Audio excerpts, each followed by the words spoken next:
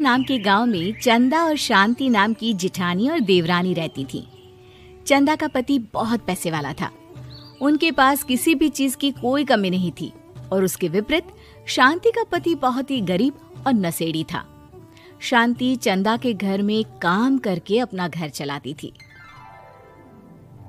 भाभी, घर पर खाने के लिए कुछ भी नहीं है। अगर आप थोड़ा खाना दे पाए तो बहुत मेहरबानी होगी। मुझे जो भी पैसे मिलते हैं वो तो आपके देवर नशे में उड़ा देते हैं। ये तुम लोगों का ना रोज रोज का ड्रामा हो गया है। अब देवर जी कमाते नहीं है तो मैं क्या करूं? तुम्हारा पति तो तुम्हारी सारी कमाई दारू में उड़ा देता है। रहने दो भूखा उसे। अरे ऐसे मत बोलिए भाभी, आप तो जानती ही हैं कि वो मन के कितने साफ हैं, पर इस बेरोजगारी के कारण उन्हें दारू पीने की लत लग गई है। अरे अपना ये रोना गाना बाद में कर लेना, पहले काम निपटा ले घर का।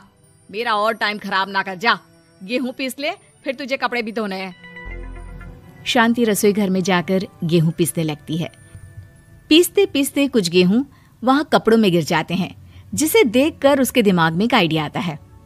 क्यों ना ऐसे ही थोड़े गेहूं मैं अपने पल्लू में बांधकर घर ले जाऊं, फिर एक बर्तन में जमा कर लूंगी और उसे पीसकर रोटी बना लूंगी। कुछ दिन तो ऐसे ही चलता रहा, मगर फिर एक दिन चंदा ने शांति को ऐसा करते हुए देख लिया। अरे पहले तो मुझे लगा तुम लोग बस गरीब हो, पर तुम लोग तो चोर भी हो। चोरनी कहीं की। मुझे तो लगता था तू गेहूं पिसती है, पर तू तो अपने पल्लू में गेहूं छुपाकर ले जाती है। निकल मेरे घर से। मुझे माफ कर दो भाभी, हमारे पास खाने के लिए एक दाना तक नहीं था, इसलिए मुझे ये सब करना पड़ा। अरे तुम लोग मेरे रिश्तेदार हो, इसीलिए दया कर कर तुझे मैंने अपने घर पे काम पर रख लिया, पर तू और तेरा पति हमारे खानदान का नाम मिट्टी में मिलाने पर उतारू हो चुके हैं। आपको मुझे जितनी गालियां देनी है दीजिए, मारना है तो मार भी लीजिए भाभी, पर मुझे काम से मत निकालिए। परिवार की बात है, वरना कोई और ऐसा काम करता ना तो धक्के मार कर कब से घर का बाहर निकाल दिया होता।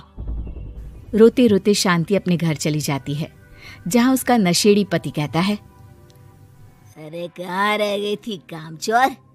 इतनी देर क्यों कर दी? आज पैसे लाई कि आज भी खाली हाथ वापस आ गई है? अपने हाथ दिखा। जरूर पैसे छुपा लिए ताकि मैं दारू ना पी पाऊं। नहीं जी, मैं आपसे क्यों छुपाऊंगी, और अभी आप दारू पीने की बात कर रहे हैं, उसी कारण तो आज हम लोगों की ये हालत हो गई है। किसी काम की नहीं है तू, बिना मार खाए समझेगी नहीं। रख, अभी तेरे होश ठिकाने लगाता हूँ। रामलाल शांति को बहुत मारता है। शांति का मन दुखी हो जाता है और वो गांव के तालाब के पास के एक पेड़ के नीचे बैठकर फूट फूट कर रोने लगती है।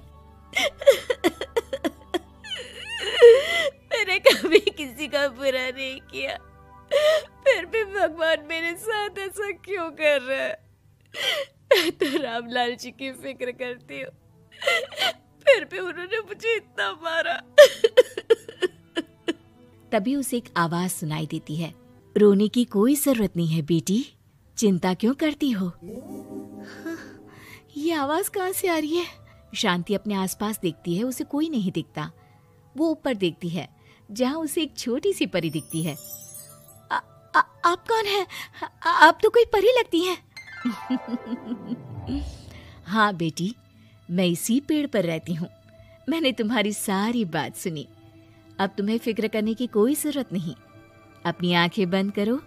शांति आंखें बंद करती है और जादुई परी अपनी छड़ी घुमाती है। उसकी छड़ी घुमाते ही पेड़ के सारे पत्ते सुनहरे रंग के हो जाते हैं।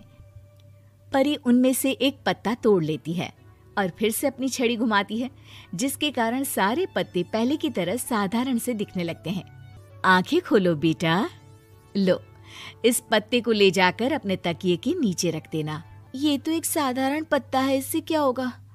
ठीक है, अगर आप कहती हैं तो मैं इसे रख लेती हूँ। शांति उस पत्ते को लेकर अपने घर जाती है और अपने कमरे में तकिए के नीचे रखकर सो जाती है। सपने में उसे वही पेड़ वाली जादुई परी दिखाई देती है। बोलो शांति, क्या चाहिए तुम्हें? मैं चाहती हूँ हम बहुत अमीर हो जाए और मेरे पति नशा करना छोड़ दे, उन्हें कोई काम भी मिल जाए। कल जब तुम सुबह नींद से जागोगी, तुम्हारी इच्छा पूरी हो गई होगी। अगली सुबह शांति नींद से जागती है, अपने आसपास का नजारा देखकर चौंक जाती है। उसके बिस्तर पर चारों तरफ सोने चांदी रखे हुए थे। हे भगवान, कहीं मैं सपना तो नहीं देख रही? इतना सारा सोना, वो भी मुझ गरीब के पास। रामलाल जी को बताती हूँ, वो बहुत खुश होंगे। शांति जैसे ही कमरे के बाहर जाती है, वो देखती है कि रामलाल सूट बूट पहने काम के लिए बाहर जा रहा होता है। मुझे शहर में एक नौकरी मिल गई है शांति, मुझे आने में देर हो जाएगी, घर का ध्यान रखना। और इस तरह शांति बहुत अच्छा जीवन बिताने लगती है। उसके पास अब किसी भी चीज की कमी नहीं रह जाती। रातों रात शांति के पास आए इतने पैसों को देखकर उसकी जिठानी उससे पूछती है, अरे क्यों रे शांति, कहीं बड़ा हाथ मारा है क्या? अचानक तुम लोगों के पास इतना पैसा कैसे आ गया? नहीं नहीं भाभी, ये सब तो जादुई परी के दिए हुए पत्ते का कमाल है। शांति जादुई पत्ते के बारे में सारी बात चंदा को बताती है, जिसे सुनकर चंदा के मन में लालच आ जाता है और वो झूठ मूठ रोते हुए उसी पेड़ के नीचे जाती है जहाँ उसकी रोने की आवाज सुनकर जादुई परी कहती है, क्या हुआ बेटा, क्यों रो रही हो? मैं बहुत गरीब हूँ, मेरे पति मुझे बहुत मारते हैं, अब मैं जीना नहीं चाहती। चिंता मत करो बेटा, अपनी आंखें बंद करो। जादुई परी चंदा को भी उसी पेड़ का एक पत्ता देती है और तकिए के नीचे रखने को कहती है। चंदा उस पत्ते को लाकर अपने तकिए के नीचे रख लेती है और अगली सुबह जब उठती है तो उसके कमरे में चारों तरफ सांप बिच्छू रहते हैं।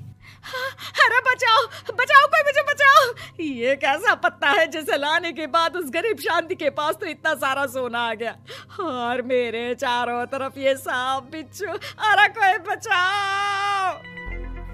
चंदा अपनी जान बचाती हुई शांति के पास जाती है।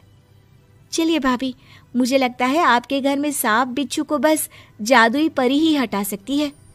दोनों मिलकर जादुई परी के पास जाते हैं। ये सब तुम्हारे बुरे इरादों का नतीजा है चंदा। तुम झूठ मूठ बस पैसे के लालच के कारण यहाँ आकर रो रही थी, इसीलिए तुम्हें जादुई पत्ते ने उसकी सजा दी। अरे मुझे माफ कर दीजिए जादुई परी, मेरे मन में लालच आ गया था। अरे शांति, तुम भी मुझे माफ कर दो, मैंने तुम्हारे साथ बहुत गलत किया है, फिर भी तुम मेरी मदद के लिए आई। चंदा को अपनी गलती का एहसास हो जाता है, इसलिए जादुई परी उसके घर से सारे सांप बिच्छू को गायब कर देती है।